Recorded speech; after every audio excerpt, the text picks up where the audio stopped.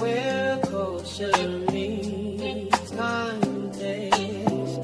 The real is long, judged by the shadow where culture meets context. The real is long, judged by the shadow where culture meets. Happy Monday, everybody. Good evening, everybody, and welcome to the Realist Lounge where culture meets context. If you are joining us for the first time, we appreciate you. I definitely want to say thank you to everybody who took time out of their Monday to look at us and check out this topic that we about to touch on, because it's definitely hot off the press. I'm telling you. Tonight we are asking a simple but uncomfortable question. Are today's events really new? Or are we watching the same script play out with different names, different faces, and different years on the calendar? That's what we're going to talk about today. From media narratives and political promises to economic fear and social division, history has a funny way of repeating itself. And tonight, we're connecting the dots between past and present. But of course, I got to introduce my lovely panel, my guests, Holy Hoods. I was about to call you Holy Hoods. Holy Hoods talk. And of course, you see, we got Food. We got Mark the model in the building. Holy Hood, go ahead and unmute your mic. Tell the people who you are, what you do. You got a wonderful resume, by the way. That's one of the reasons why I wanted you on this show. I know what you do for the community. I know your background, which is why I followed you on TikTok anyway. But go ahead and introduce yourself to our lovely listeners. Hey, everybody, and thank you so much for having me on the show today. I'm excited for the conversation, and thanks everybody for joining, or when you come around and see this the next time. But I am Holy Hood Talks on TikTok. Latanya is my name, my real name, Latanya. I do a lot of things, but I'm an advocate in the community. I myself am a former inmate, previously incarcerated, to now, being an entrepreneur, and I am the blueprint of resilience is my tagline. There's a lot of stuff that goes to me, but my main things is I do construction. I own a construction company, and I have a nonprofit organization, and we assist women and children affected by incarceration. And we also host expungement clinics for people that are up for expungement in the community. I love that. Come on, Nessa. Well, welcome. We happy to have you. What's up, Food? What's up, Mark? Say what's up to the people. What's going on, everybody? How y'all doing? What's going on, man? Y'all have to excuse me. I'm hot. You hot? No, I have no AC. Oh. I'm hot. Oh man, sorry to hear that, bro. Yeah. You better get one of them fans and put it in the window. You know how we used to what? Nah. Not the Georgia shit. Hell no. It's gonna be blowing in hot air. Trust me, I know I was down there for 8 years. I'm good. Definitely ain't no ham on ride. What's going on, Mark? How you doing? How you feeling, man? I'm feeling fantastic, everybody. Just happy to be here for the first time in a long time. I can say that I'm happy. So I love that about that. Hey, it's so happy. Wow, I love that. So I want to see if we got anybody in the comments. We know that people. Oh, okay. I see Lynn. What's going on, Lynn? Always here every week. I appreciate you, sis, for coming through. You're gonna definitely have to come back in with us. And what's going on to Ray? Welcome back, man. Welcome back. Welcome. And everybody on Facebook, YouTube, IG, we appreciate you all for tuning in. So it's been a bit heavy over the last couple of weeks. It's been heavy. To say the least. To say the damn least, man. It's been so much going on. My ass ain't even been able to keep up. But I do a little scrolling judging here and there just to kind of make sure I'm up to date on what's going on. So, I mean, every generation believes that they're experiencing something unprecedented. Yet history shows that many of today's debates have existed in some form of decades. So we really want to go back and with this Anthony and Metcalf situation, as well as the Mr. Child situation, as well as the elections that's coming up, as well as everything that's circulating. And I got to interrupt this for a second because I got to tell y'all about this crazy shit that happened the other day. So we watching Tubi, right? I love Tubi. If you don't like it, I don't care. We watching the have and the have nots. What'd you say? Shout out to Tubi. Shout out to Tubi, man. Shout out to Tubi. We watching the have and the have nots. And we noticed that we starting to get the same commercial over and over and over again.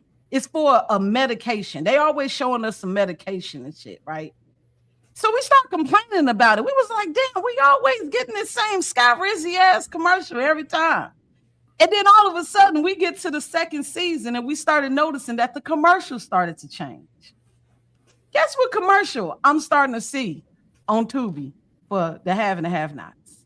Ozempic. Southern Poverty Law Center. Word? Word. Southern Poverty Law Center. Out of nowhere. I had never seen a commercial for this place. Oh, and I never even heard of them until this indictment came out with the FBI. And they asking for donations.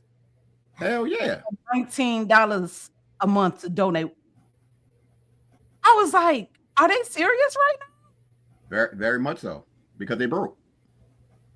They need that bread. They They need that bread. That's where it's going. That's what happened when you hit like dog shit.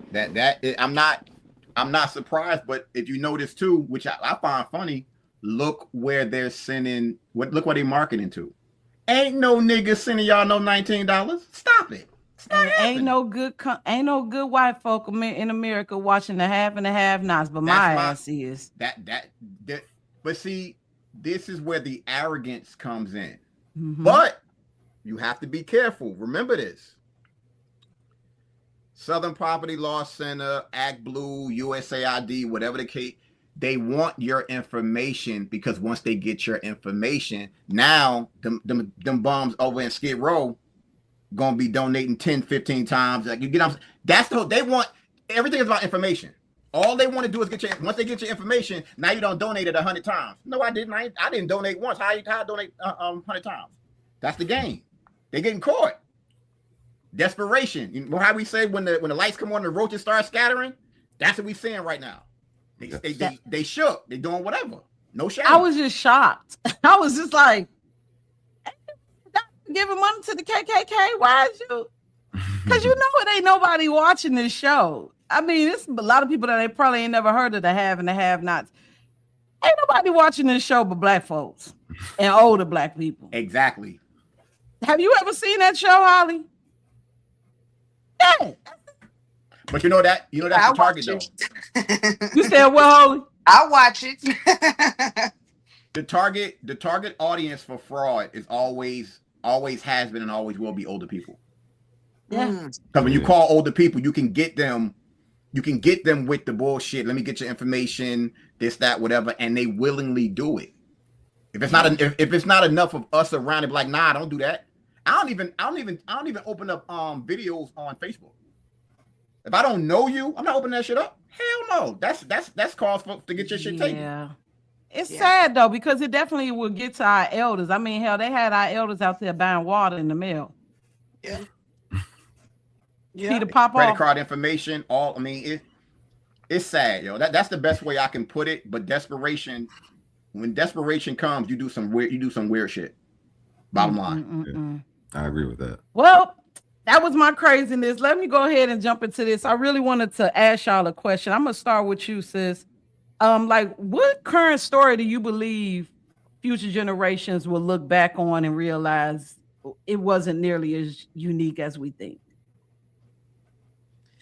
Well, I think all of them, I mean, and I'm glad you're saying the generations, because I think that's what we're missing when everybody's saying this ain't new or this didn't just happen, you know what I'm saying? But the generations are just coming into the information all the time. You know what I'm saying? As someone grows up, they are just now coming into the knowing. And I remember before I was awake and different things, right? And people that have been knowing everything for a long time, they are harsh, like, you ain't know that. I mean, come on now, we've been knowing that. Ketchup, no mustard, and stuff like that. And I'm like, well, I'm just finding out, you know what I'm saying? I'm just trying to come. But so to me, inside of this conversation, it has to be understood that everybody is at different levels of awakening. Everybody's at different levels of, how you're getting your information, who you're listening to, who's telling you the truth.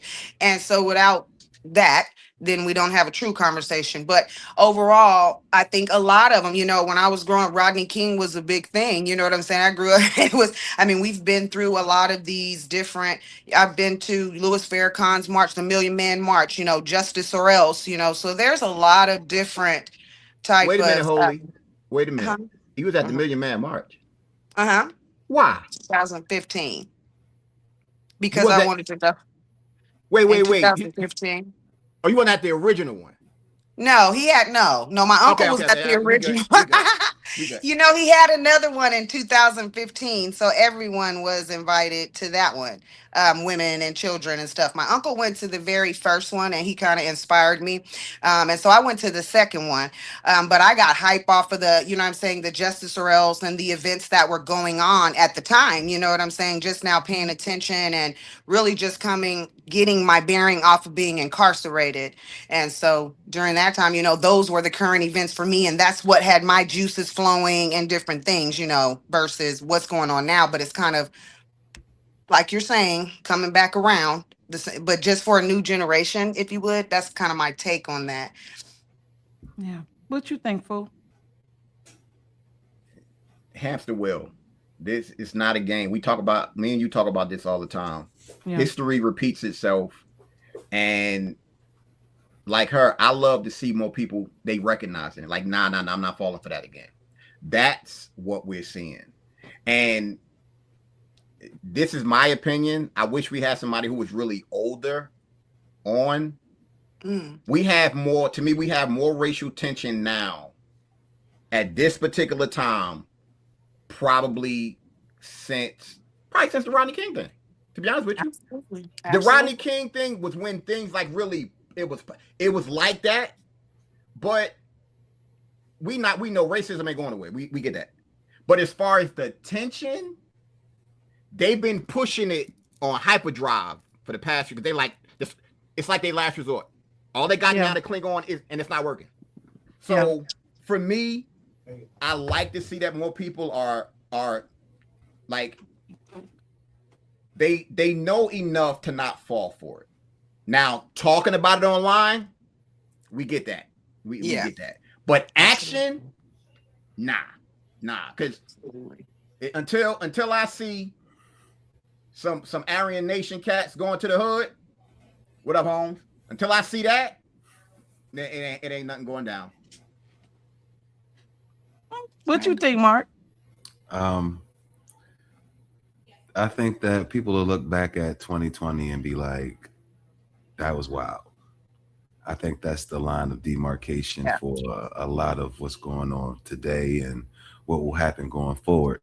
I just think that so many things happened in 2020. And I mean, you obviously had the, and you also had, BLM going crazy, Antifa, the riots, George Floyd, the whole nine, and how it impacted us psychologies.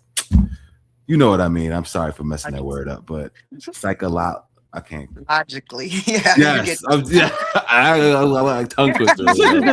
How it affected us in our mind, right? The impact that it had on us, as far as how we interacted with one another, our relationships with our family, co-workers, our friends. I mean, the workplace and downtowns all throughout the United States of America have been harmed, have damaged, and have not been able to come back fully since 2020. And so when I think we look back, we're going to be like, that right there was some wild shit. I agree.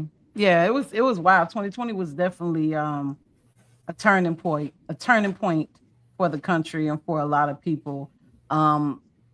As horrific as it was a blessing for a lot of people as well. So I don't know, me, my Libra ass, I be trying to look at the balance in every situation. And even when it comes to all of these things that we're going through right now with these cases, with politics, with Trump winning, and just watching the behavior of the people who lost, I'm just realizing something. I'm just like, damn, like people were really upset about this election, probably more than I have ever seen in my entire life. And I've been voting since I was 18, so I didn't think that it was gonna go like this. It's kind of like I feel like people are having a temper tantrum in a Yes. way. And it's still going. It's 2 years. We almost 2 years in, and it's still happening. So sometimes I'll be asking myself, like, what if, like what you said, Mark, on the last show, what if Trump kind of slowed down certain events that were going to happen anyway? And if Scamala would have won, they would have probably happened a lot quicker. Does that make sense?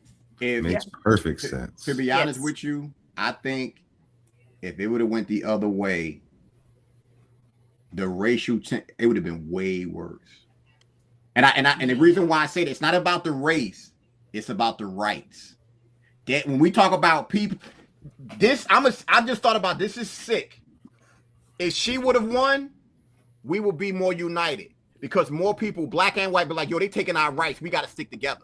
See, it's a difference when you want to bring in race. Race is emotion. That's straight emotion. When you start talking about rights and motherfuckers, I can't do this, I can't do that. They be like, wait a minute, you black, I'm white, neither one of us can do. Fuck them. That's what I mean. Like, it would be more people like that. Now it's just more separated to me. Bro, you don't know why I don't know. Because it's the same thing that I said before, and I'll say it again. We have been infiltrated racially. We don't know who's white and who's black anymore, to be honest. So just what might affect us as Americans, it's not going to affect another person just because you may look like me, if you know what that means. You know what I'm saying? Like, if that makes a bit of sense. So I don't know if we would be even more united. Because just like when, like, for instance, white America, they don't know that they've been infiltrated by foreigners who are racist, who absolutely hate anybody of color. They don't know that. That's true. Black people, they don't know. Well, they do know. We know now, but they don't really understand how we have been infiltrated by people who look like us, who absolutely hate us, but can still classify as us, or still claim as us, or still get benefits like us. Like with this whole boycott that's going on with the Asians, that's the perfect example. Because I don't know if you've seen the video that went viral that I did. That man looked black, but he's Cuban. But yet you're speaking on an issue that has absolutely nothing to do with you or your community. So we don't really know. But then in the same instance, it puts a bad look on him, because the same breath, just like him, remember a couple of months ago, there was a situation where there was a darker Cuban man who helped a black woman who was being discriminated against by Hispanics at a dollar store. So it's like, we don't really know until somebody really actually starts talking and you actually can put two and two together. Because there's Cubans that look just like you. It's Cubans that look just like her. It's Cubans. It's Cubans that's as dark as Africans. I know. I live by one. Yeah, you and never know. It's just sad because you get people who are actually genuinely good people who are foreigners, but they have people who represent their community really, really bad.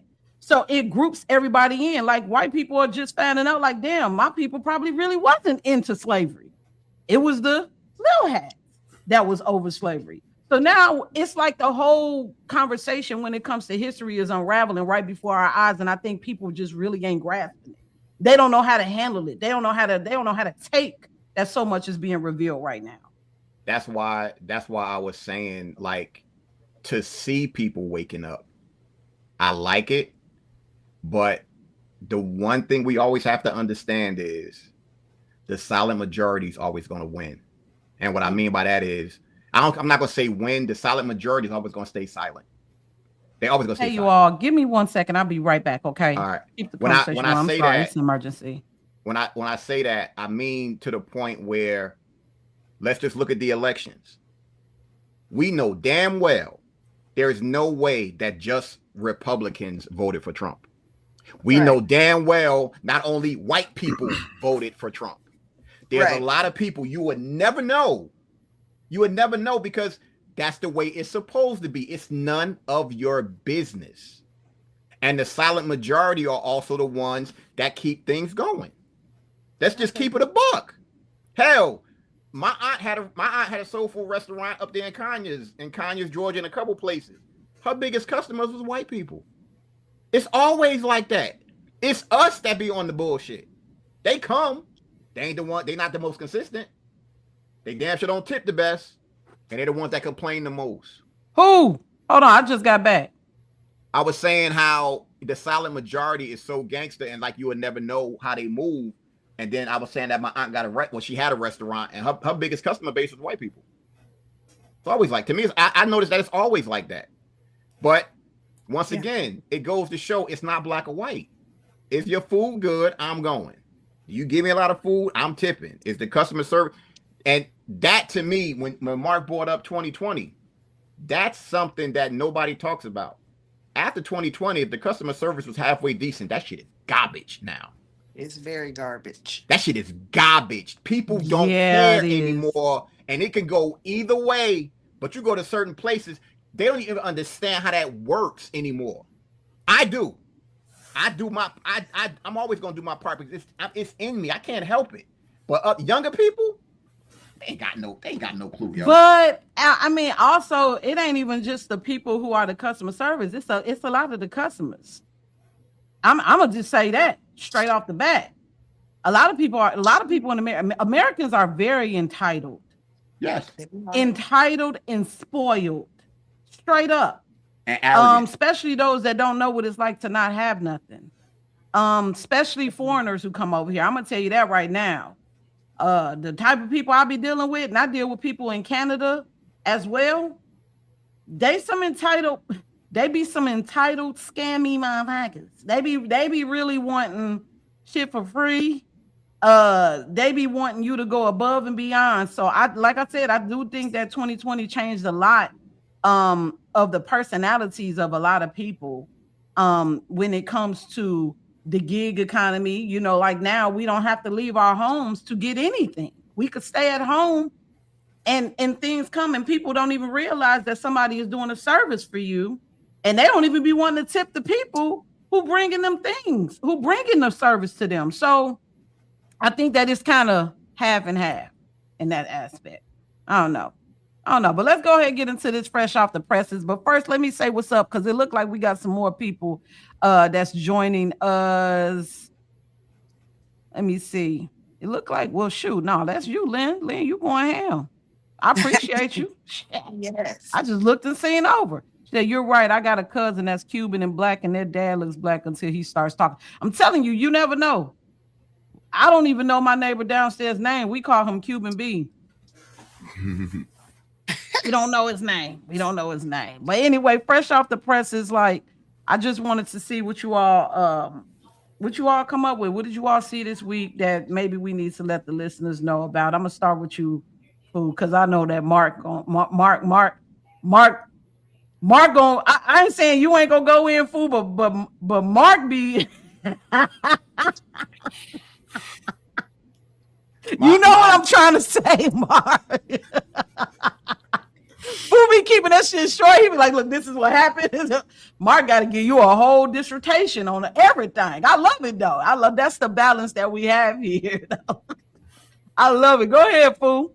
What you see that you want everybody to know about that happened in the news? I'm gonna make the video later because I just saw the numbers. It's dealing with Spencer Pratt.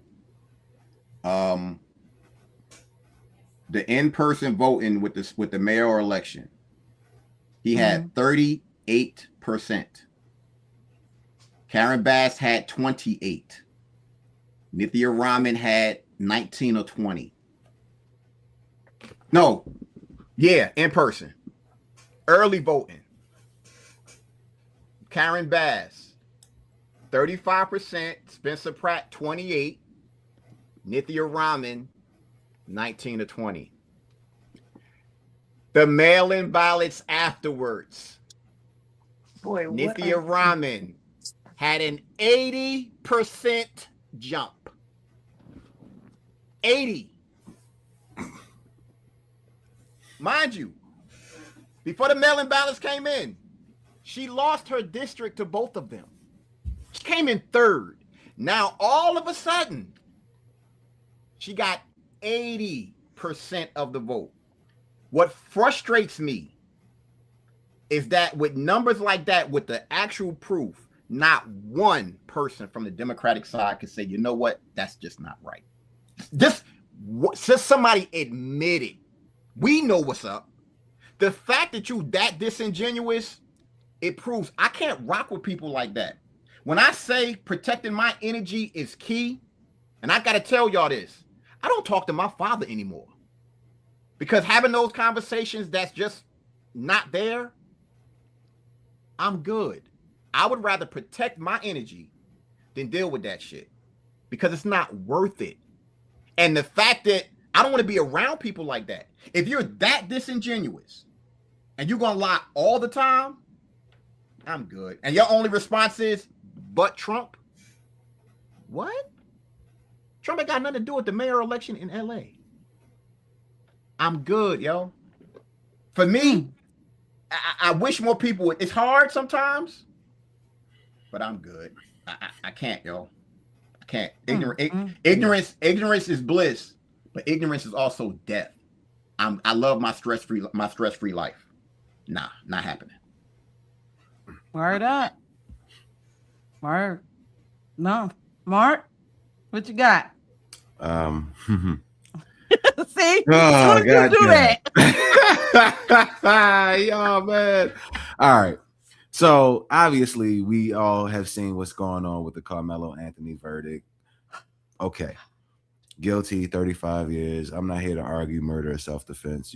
We can talk about that later. But right now, what I want to talk about is now that the families have had a chance to speak, now that we've heard from Jeff Metcalf, now that we've heard from the Anthony family, Drew and Kayla, my opinion is one family I'm willing to give a mulligan to for the racially insensitive comments that were made by the Metcalf family, considering everything that they've gone through.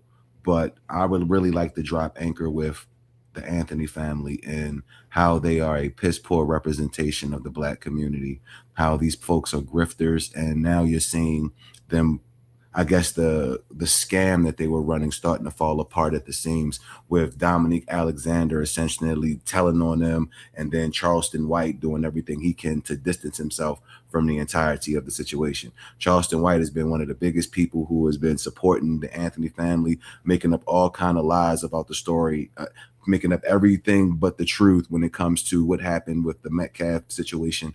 Like the amount of damage that has been done in our community because so many people are willing to believe lies, and all you have to do is just racially charge it up, man, and then it's just like an explosion of negativity. And that's what you're seeing right now. And I'm really so disappointed, not only in the Anthony family but the Black community period, because we continue to elevate and platform people like Charleston White. We continue to elevate people who think that it's okay to grift us, like the Anthony family. These folks were willing to sell out their child. They were willing to send their child up the river because he easily could have taken a plea deal and got a 7.5 years time or whatever, a prison sentence, excuse me. He could have gotten 7.5 years essentially. And all he needed to do was take the plea. But instead of him taking the plea, his parents likely informed him to go ahead and ride this out. And now he has 35 years. And essentially that appeal that they're trying to run,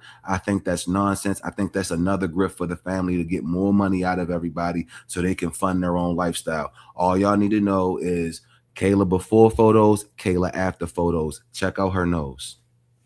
Can I add on to that real quick? Whoever those people were that went and pissed on that young man's grave, whoever did that,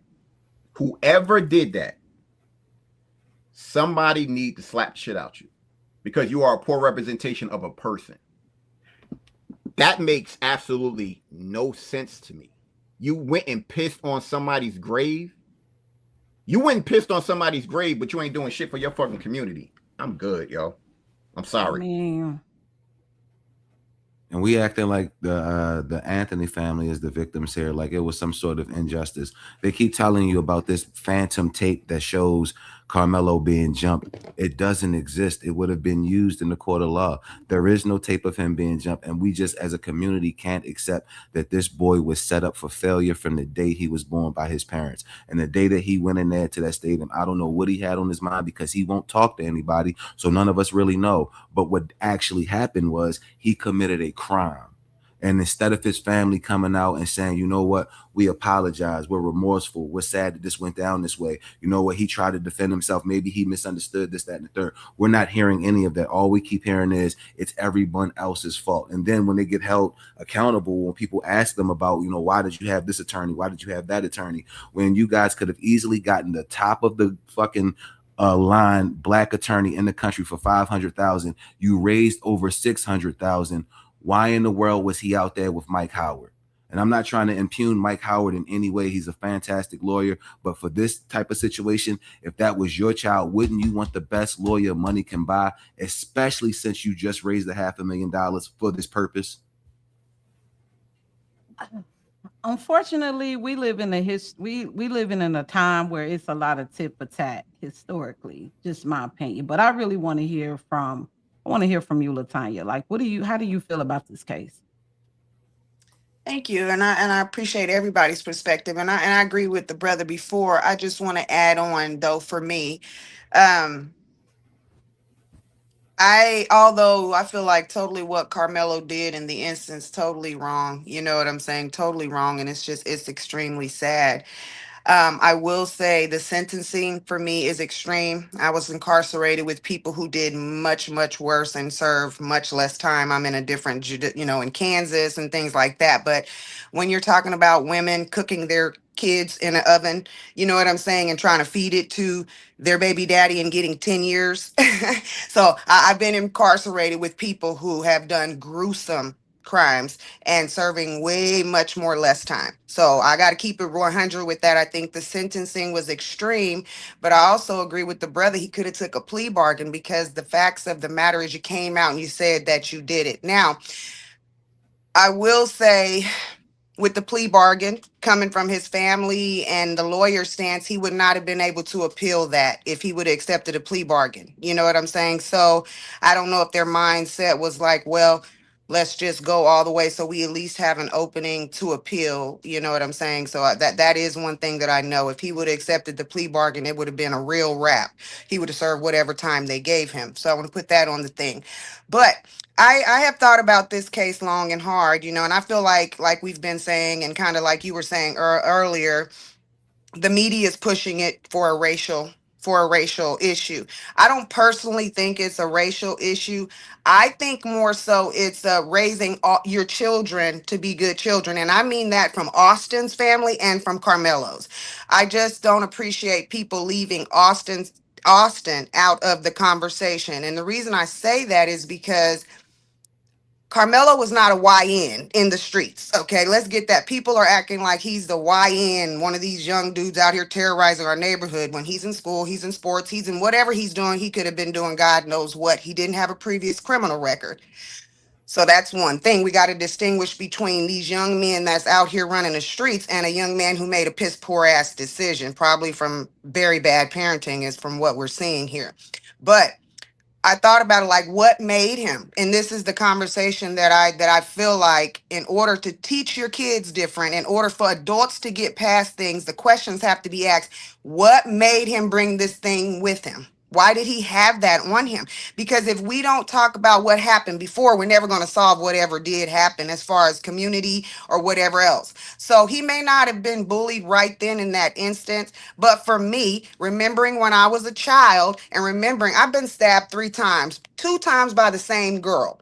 The first time she caught me by surprise. The second time I was waiting on her. And the third time I seen her, I instigated the thing because I wasn't going to let whatever happened before happen this time. So I'm saying all that to say we don't know if they was arguing up the day before or whatever happened to make this young man Carmelo feel like he needed to have this knife on him. To me, that's the big thing, is like what switched in this young man's mind that he wanted to throw his life away. That to me is a big, I'm concerned about that little part. But other than that, you know what I'm saying, it is what it is. And if he would have took the plea, he wouldn't have been doing 35 years. But on the other hand, it's a lot of time for a young man without a previous criminal record. So I Yeah. just don't think the conversation is just one way. That's it. There's nothing else. I don't believe that. You know what I'm saying? I believe there's a lot more to the conversation. And I believe if we're all going to learn from this and really that there's just more to the conversation. Yes, Carmelo is wrong or whatever, but there's some muddy water in here. Mm-hmm. There's something. And like you were saying earlier, yes, Carmelo admitted it. He's there, whatever. But if, in fact, our justice system is tampered with, if it is the fact that his dad is friends with the judge and whomever, if it is the fact that what I wouldn't care what it should be a mistrial, period. Because justice, the way that our system is, if we're going to say it one way, it needs to be fair. And then you need to handle the court system how it needs to be handled. Because if you don't say it across the board, then you have injustices and people getting locked up and unfair and their friends over here and they're pulling the cords over here. So I will say, if that is true, that the Metcalf dad is friends with the judge and all of this stuff really hanging out, then I think it should be thrown out and redo the trial, period. So All right. I have Yeah. a theory. Like I was saying earlier before you came in, I don't think that this case is going to go away as easy as people think. It's not. I did some research myself and looked at how it was reported when this first came out. And they definitely made a little bit of changes with how they're reporting it now. Um, there has been, this is not my opinion, this is just things that I've seen. There is some conflicting stories with how this situation arose. Okay. There is a tape that I've heard from several different people in these interviews that it's not really publicized, where people had an option to look at an 11-minute video before the altercation or a 7-minute video before the altercation. And there was an altercation. He was jumped. This is what I've heard from several different people in these interviews, where it was like a press conference, so to speak. And I don't think 35 years was good. I felt like he should have gotten at least maybe a manslaughter charge. That's just my opinion. I feel like 35 years is way too long, especially considering that there are people out here who are raping and trafficking children that are only getting 10 years. There's a case right now in Alabama where there was a child trafficking ring in Alabama. And they literally just charged one of them and gave them 10 years. They had babies as young as 2 years old in this child trafficking ring. They were being charged everything from sodomy, child abuse, rape, and everything in between. It was all white and Hispanic, I believe. I think it was 6 of them. Not saying that matters, but I'm just saying the fact that this was his first charge, and it seems as if it was a nigga moment. It kind of was. I just don't think he should have got 35 years. I feel like that he should have at least got a manslaughter charge, but that's just my own opinion. And then with the whole family being cool with the judge, that don't seem right at all. Where it was actually at, the county that it was at, that don't seem right at all. And the jury is supposed to be of your peers. So being that this is in the South and this is in an area where some people say it's a little bit racist, I don't feel as if it should have been in that area. And this is just from hearing from people who live in that area, because I have people who live in Texas as well, who have been living in Texas their whole lives. So I know, Mark, that you've been living there for quite some time, but my brother and my best friend, and I have other friends who live down there, they said that area, it may be a little mixed now, but at one point it wasn't. Right. I just feel as if that I wish that it would just go away, but I don't think that it is. I think that they're definitely going to be pushing for this case to be looked at more, especially with the situation that happened regarding another similar issue where a young man stabbed a Hispanic boy, and it was the same situation, very similar. The only thing is that they had beef before. So this was an ongoing beef that they were having, and they fought in the school, and he stabbed the boy, and it took 2 years before they even went to trial. 2 or 3 years. This happened in 2022. They just went to trial last year and they gave him 10 years. So I just kind of find it weird that this situation just happened last year and they speeded it up. They sped it up. And in 7 days, you got a verdict guilty. It just seems like it's just a lot. Shit will pay back my family for getting here illegally. I don't know what that means, Lynn, but I don't know. I'm not picking any side. I don't pick sides. I'm just looking at what is presented to me, and I do truly believe that this case is going to get looked at again. And in my opinion, I feel like we should move away from it, and I really want them to look more into that Mr. Child case, Yeah. where how he shot that boy out there in what was it, North or South Carolina? I think South Carolina. I definitely hope that they look in that case again, because there's a lot of BS that's going on around that, and people are online talking about that boy was stealing. When I saw the whole video, Right. he did not steal anything, nor did he pull a gun out on that man. They chased that boy outside of that store and shot him. Whether he had a gun or not, he didn't point it at him. And living in South Carolina, I ain't mad that he probably had one. They hang people out there. They real out there. It's serious in a lot of these places. But I just feel like that situation, I don't think we need to let go of. This one right here, it's not going away anytime soon. I look like you about to say something, Mark. I could see it here. I think that there's so many, I guess, rumors and just misinformation that's out there. It's actually sad. The first thing is, however Collin County was, that's not how Collin County is. So do you think that maybe certain things that you explain as far as race goes could be because you are a lighter skinned man? Yeah, but my wife is brown skin. She's your complexion. Show your wife is brown skin. Okay. This is just an honest. So yeah, no, I get it, because when I'm by myself, things can be a little different than how it is when I'm, move around with her, but not necessarily negative. And what I was trying to say is, in regards to Collin County, I was just in Collin County literally last night at a function that's called like R&B and on the lawn or whatever the case. This is in a white area in a ritzy part of town that's supposed to be racist. And this was an event with black DJs, black booths, black vendors, the whole nine. I just was out there last night, man. Like, we got to get away from thinking that everything is so racist when you actually get on the ground and have boots on the ground in the place.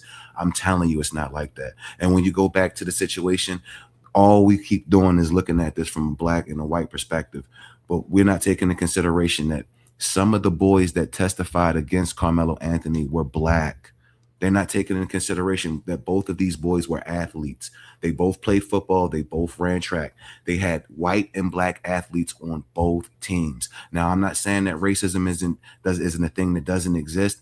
I am saying that when it comes to athletics, especially in Texas, it's a little bit different. You're not necessarily afforded the luxury of being able to lean on racism, thinking that that's going to be able to help you compete. Right. It doesn't work like that. You will get your head knocked off down here. White boys can play. Latino boys can play.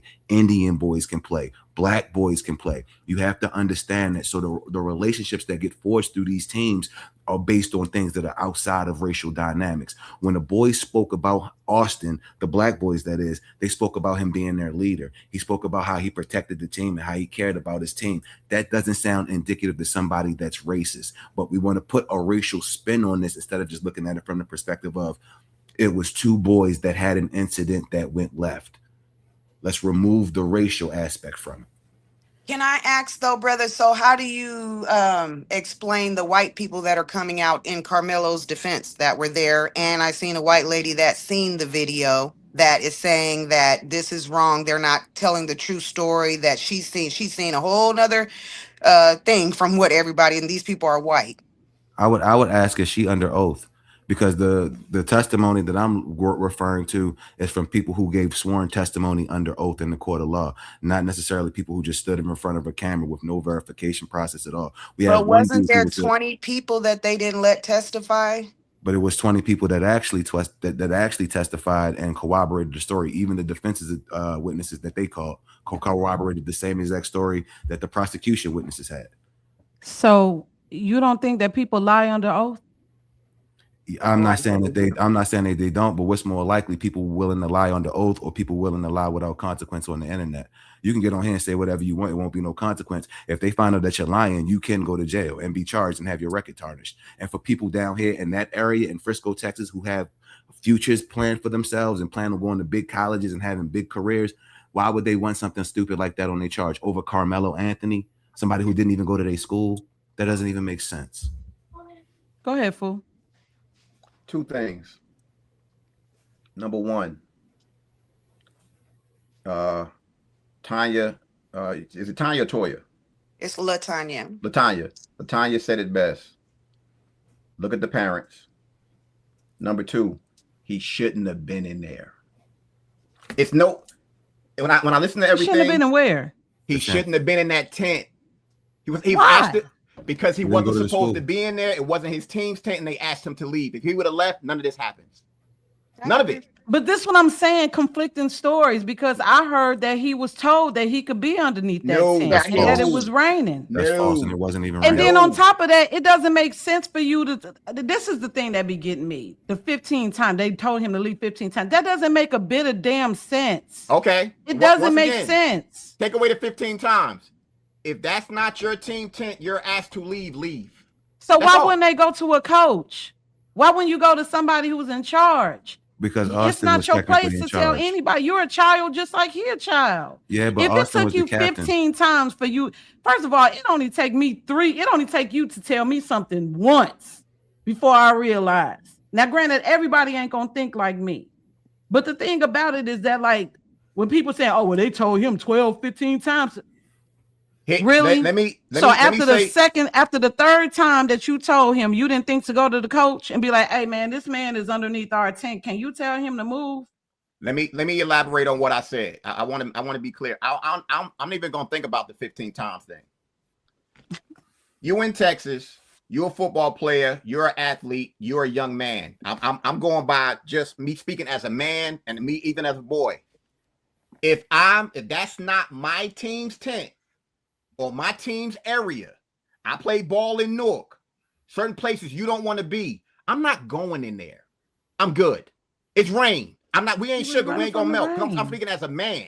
He shouldn't have been in there. Period. Get the fuck I out of just there. feel like they should have just got an adult involved.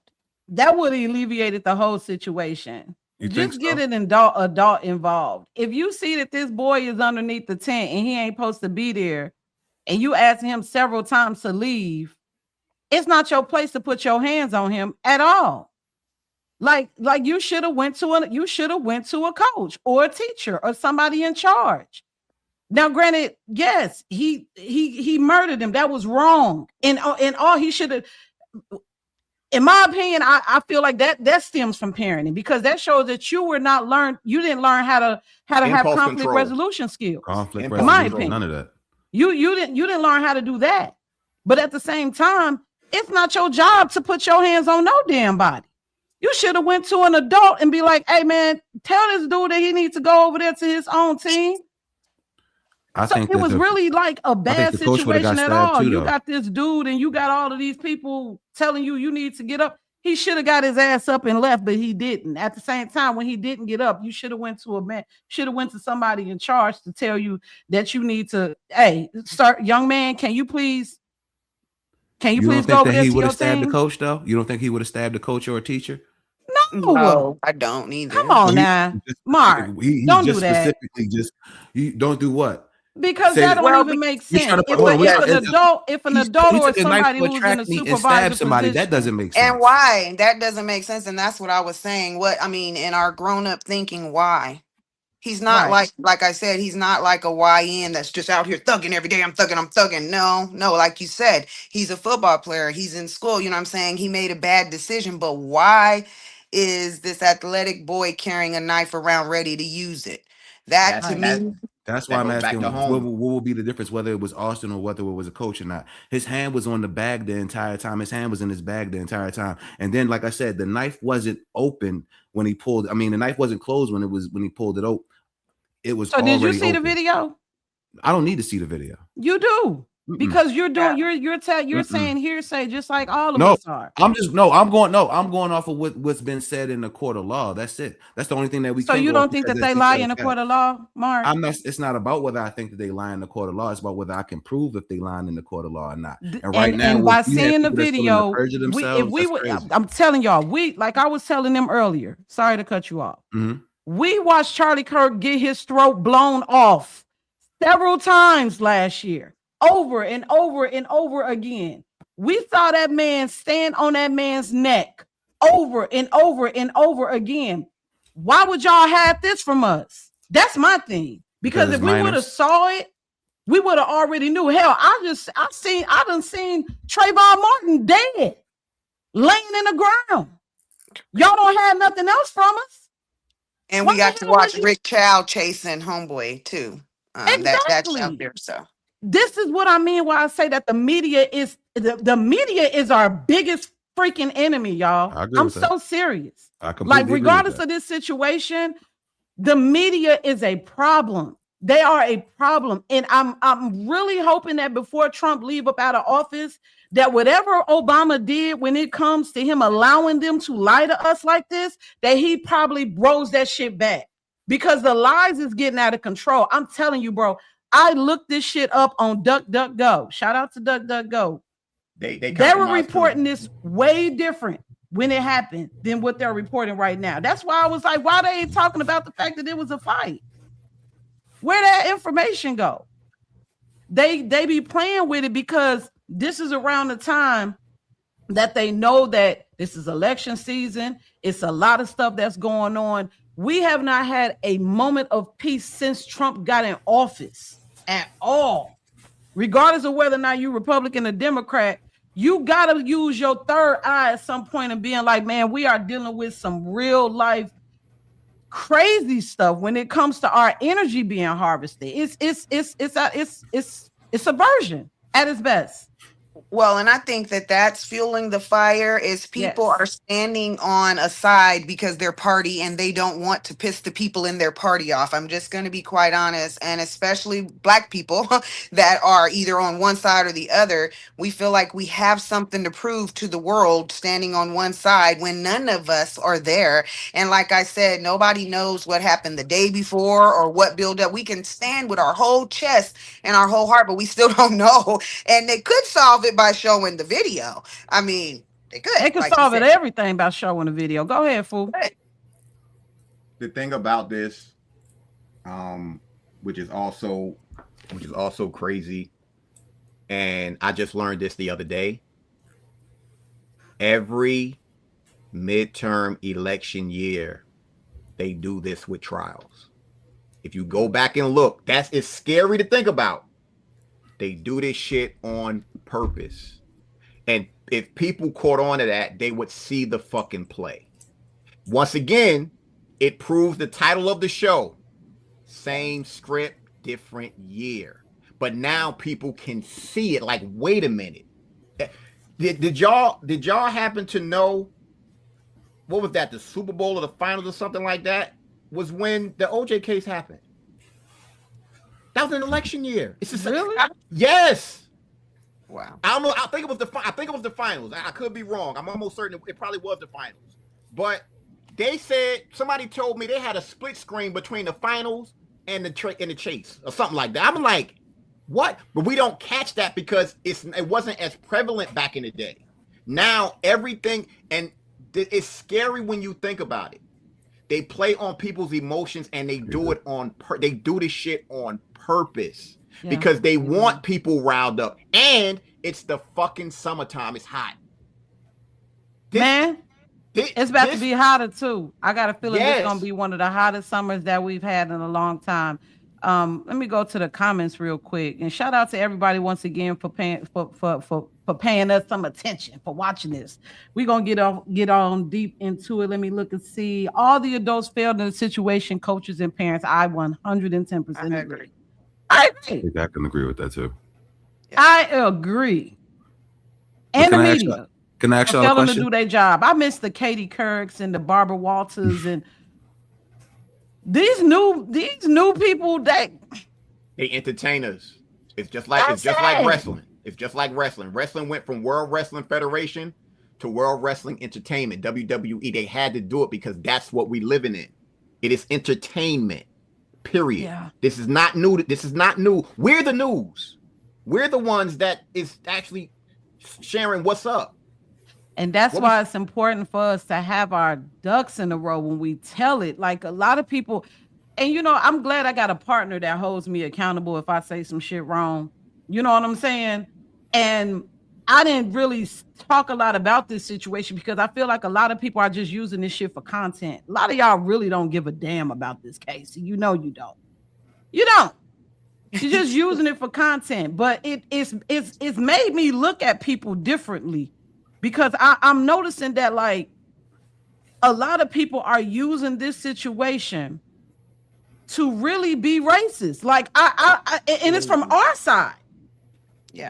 Shannon, let me say this, and I don't mean to cut you off. I was watching Tim Pool earlier. Who is that? White dude that wear the Scully, he be on point with his shit. Oh yeah. I know who you're Tim talking Pool said, and they looked at the numbers, that social media is literally driven by racism. And there's certain content creators, they stay in that lane. They got to make sure they say some racial shit and they're getting paid. That's why for me, grifters, and I hope what I'm getting ready to say goes fucking viral. If you doing anything on social media just for money, fuck you. Because being authentic is always going to mean something to me. I know who Shannon Nicole is as an individual. We move a certain way. I'm pretty sure Latanya, it's the same way. And Mark, if you're not moving that way, I don't care about your content. Yeah. A lot of times people be sending me shit. I'm good. I'm not watching that shit. I protect my energy. And right now, that's why I made that video about energy harvesting. They doing this shit on purpose. And they want people to feed into it. And that's what we're seeing. If a person want to talk about it, cool. All I say is just don't act physically on something. And I also think that depends on where you are. Because why are people outside of that courtroom? Why are you not at work? Why are you not home? You there for what? If you ain't a family, friend, and that fam, I'm from North New Jersey. It ain't no different than when people was outside rooting for Britney Spears when she was trying to take care of what she needed to take care of to get away from her dad. People, it ain't no different than them women being outside of the R. Kelly trial. It happens. This happens. This is America. No, I get what you're saying, but I'm not going out there with y'all asses. I'm gonna tell you that right now. I'm from Newark, and I'm watching the protests outside Delaney Hall in Newark, New Jersey. And I heard a dude say, I'm from Kansas. And you from Kansas? Like, wait a minute. You just admitted that on camera? Where the people from Newark? They're home. This a problem.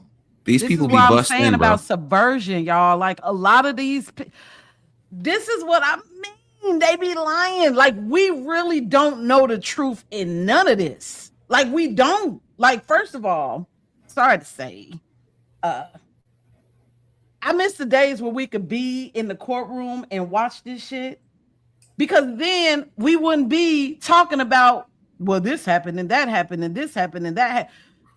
I watched Afro Man's whole trial a couple of weeks ago. You know what I'm saying? And it just be feeling like certain people we could watch their trial, but certain people that we can't. The guy who I'm telling y'all, they do this shit on purpose. They do it on purpose. And I think that like when it comes to certain situations, you just gotta, I always try to find a gray area. And I don't like to upset the people who support me, but I'm gonna always be honest with you. And I believe that a lot of us, whether you're white or black, as an American, we have got to start taking race out of everything. We have to. Because if not, then the media is going to be like, okay, we know that this is what they like, so we're going to give them more of it. We're going to give them more of it. We're going to give them more of it.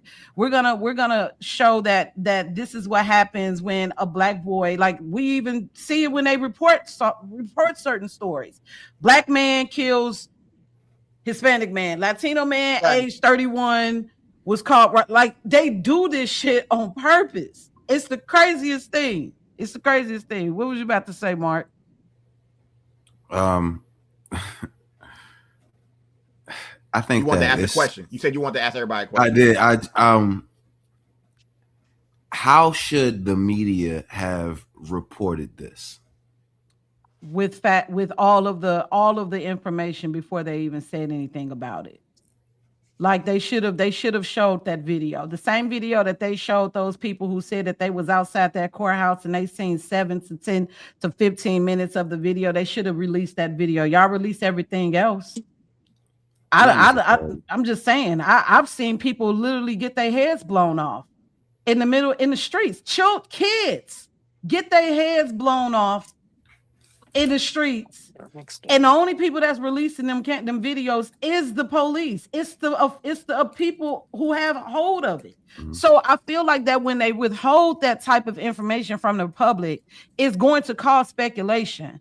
It's going to have people saying, well, what if this? What if that? And I get it that you can read the transcripts all day, but I'm telling y'all, people will lie. They will lie in order to get a story, the coverage that they want from people like us who are going to talk about it. We are the new reporters. They jump on the camera and tell you that they seen it from 7 minutes and they seen this boy getting jumped. So all I'm asking is, right, if Carmelo got jumped, like they say in the video that I haven't seen, so I don't know. If he did get jumped, who were the boys who jumped him and why weren't they charged? I mean, probably the same way the same reason why out there in Ohio, when they had that whole fiasco when they was fighting in the middle of the street and that white man called that boy a nigga and he put his hands on him and they went crazy and they're the ones that got charged, but they didn't. It's the same thing. Were the boys were they black? Yes. Were they white? Do you all remember that? Remember that? No. I'm talking about, and I'm talking about who jumped Carmelo. Were the boys black also? Was it just white boys? Was it I didn't hear whether or not they were black or white. How many people was it specifically? Because we're hearing this narrative that he was jumped, but that was never expressed in the court of law. And even the family spokesperson who has seen the video himself said that he didn't see Carmelo being jumped. And that's Dominique Alexander, the person who's been speaking for the family. He said that he didn't see Carmelo being jumped. And all I'm saying is, if you were in a truly self-defending yourself the way that everyone claimed, because in the black community, that's what we love to say, he was defending himself. Okay, great. Why you didn't take the stand? Why you didn't take the stand? If you defended yourself, why would you not want to explain yourself? Why would you not want to tell what happened? Why would you not want to build rapport with the jurors? You know, the people who are about to decide your fate. Why would you not want to humanize yourself? Why would you not want to show remorse? If you're actually trying to beat this case, right? If you're actually trying to come home or get a halfway decent sentence because you realize that you're going up against unsurmountable situations, all I'm saying is, if it was truly self-defense, why would you not speak? And if you're saying it's because he wasn't a good credible witness, I can probably agree with that, because they were going to go back and find stuff in his history, and the prosecution was going to put up stuff like the photo of him with the gun showing the middle fingers and all of the other sides of Carmelo that we don't want to talk about. And how do we know that those is true? How do we know that that's real, bro? And if they do that, then I want them to show the other side of Austin as well, because he has another side. So we got to be fair across the board, because that's on the defense though. That's on the defense to bring that up though. No, you're right. You're right. Carmelo is. So it's on the defense attorney to bring up these questions about Austin's character, which is what I would have done. I would have been looking at character witnesses for Carmelo and for Austin. And also, there is a girlfriend somewhere in the mix of this that no one seems to want to talk about. And I'm like, what in the world makes boys peacock more than anything else? Girls. What would make a boy go in a situation and take it from 0 to 100 that fast? The entirety of the situation, per the court of law, says it lasted no longer than 5 minutes. What could make him go from willing to fight to willing to stab somebody in less than 5 minutes? Like, we're not taking into consideration any of that. Like, yes, I would have called into character. I would have called into question Hunter's character, Austin's character, as well as Carmelo's character. But again, why didn't Carmelo take the stand and come up there and defend himself? All he had to do was Maybe say, he was told "This is not what I to. did." Huh? Maybe he was told not to. And, Right. They and say that's a why I man was saying that about his they say a family man failed that him. represents himself in the court of law has a fool for a client. So I mean, like he maybe had he an was attorney. told Represents, not to. not testifies. Represents. Yeah, he had an attorney. And Well, like, maybe. maybe it's the railroading issue we were talking about and poor parenting. And I Yes, mean, that's what I think. you know what I'm saying? Someone advising him totally wrong. And as far as that, I feel like. For a Yeah, reason. I think yeah. it's people on the left who want to continue to it's you like you talk about how this is election season.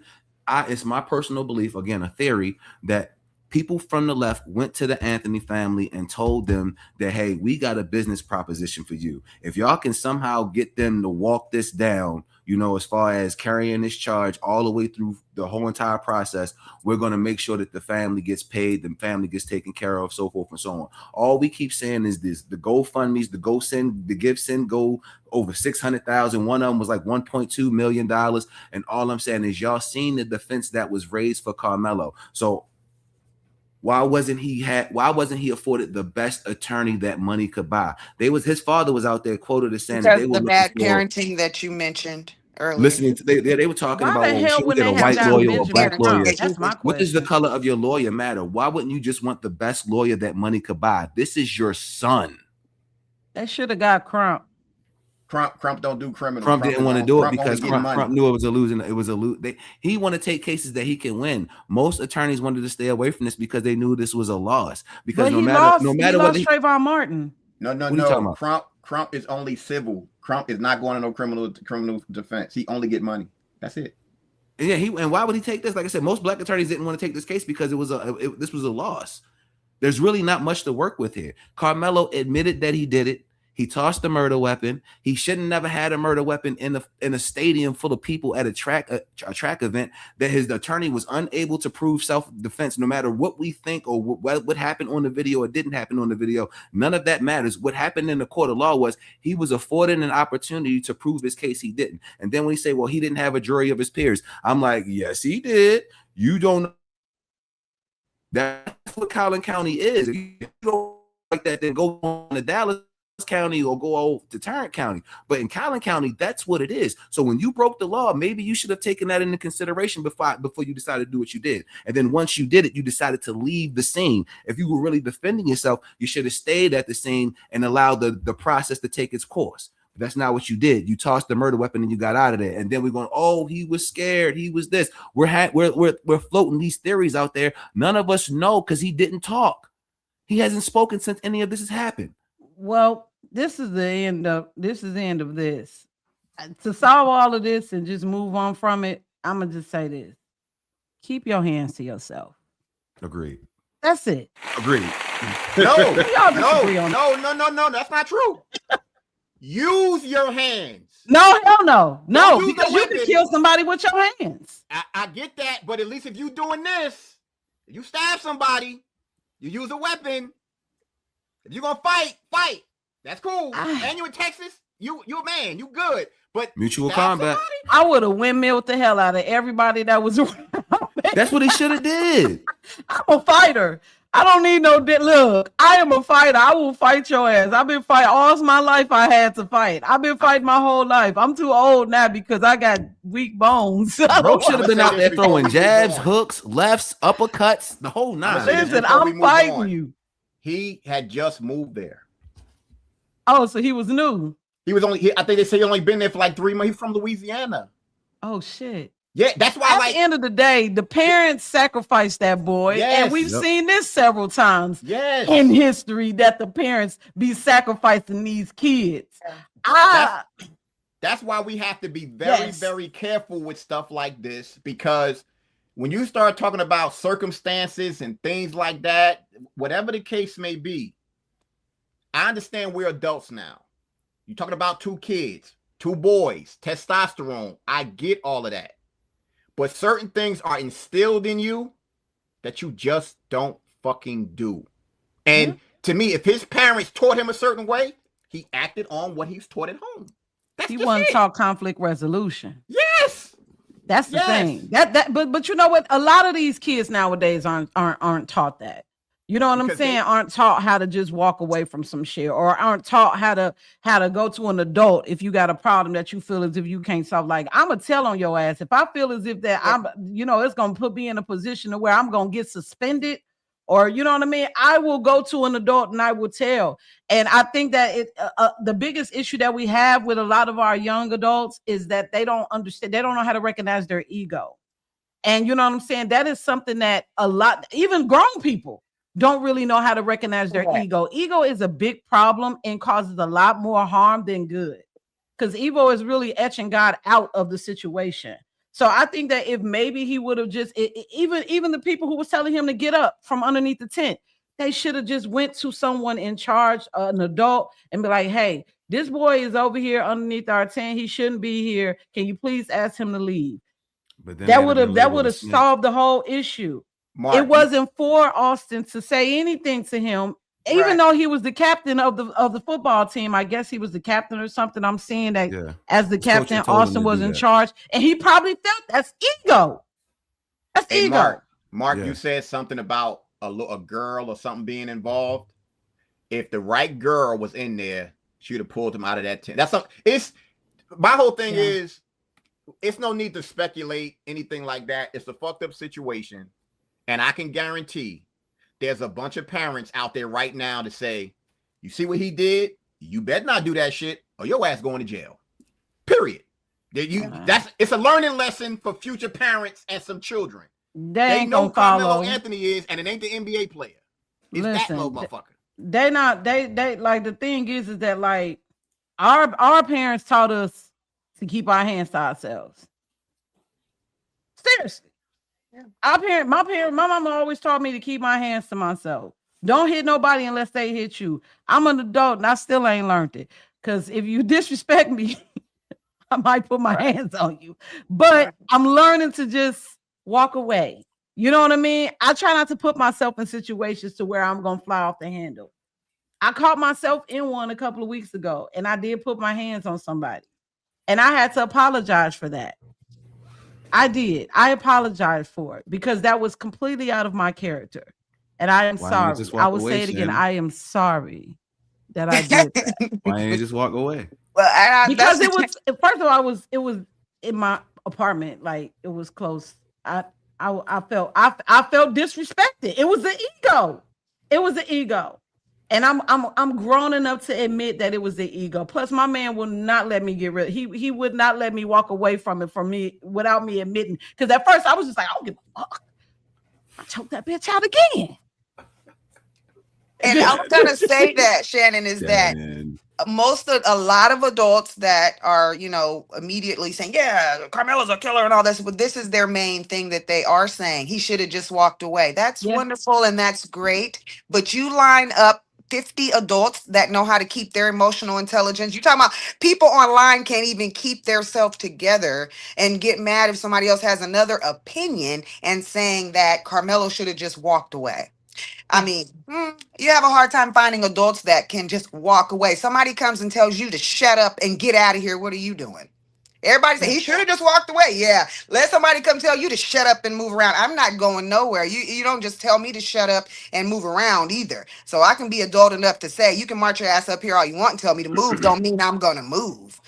That's just keeping it 100. So as a kid, I don't know why he should have this great, oh yeah, move. I need to do the right. I can't put that on his shoulders fully because I know many adults, including myself, that will fly off the handle. Like you said, you kick somebody's ass. And next week I might kick somebody's ass. So I don't know. The key I mean, word, sorry, the but key word, sorry. the key word that you just said, Yeah. that also tends to be forgotten is that even though they were 17, they were kids. They're kids to us. And because they're kids, we adults and we make stupid decisions. Mm-hmm. And in that instance, it's a lot of factors that could have deterred it. And unfortunately, this is the result. Yeah. And Yeah. this result is going to affect a lot of people moving forward, good and bad. Yeah. Because I bet we won't be hearing no shit like this happening. Not like this. What got to this day will still get me. He had a knife. Yeah. He ain't had one of these. He had a knife. Yeah. That is different. That's It is. totally different. You would expect the other thing to come out. And the fact, let's look at the different cases. The knife is more sadistic, bro. No, You can do a lot more get with a that, knife than you The that's think. knife is also more to me- sadistic. Think about that's how also about you how had you to were be to raised. stab somebody. But when I make that statement, I say that's also about how you were raised. But look at the two different situations. You had one where the person pulled out a knife and used it, and in the other case, he had a gun and it was never pulled out. He gone too. Who? With the Asian and the other cat. Yeah. It fell out of his pocket. That's what I'm saying. He never used it. So Yeah. two fucked up situations, but it's not nothing that's new, because the one thing about commonality this bad is parenting. these situations are being reported. We all know a lot of shit people ain't even talking about. Yes. A lot of shit going I agree on with people that. don't talk about. Oh yeah. There was like 10 people shot here in my city. I'm in Kansas City. I mean, we had a bloody weekend. You know what I'm saying? So, it's And I say this, because I said this before. If it would have been white on white, we wouldn't have heard about it. If it had been black on black, we wouldn't have heard about it. So now you got this case where they want to push black against white, and then the other one you want to push Asian against black. It's well, like, now let me say something about the Asian thing, because I feel a little more passionate about that. I'm just sorry.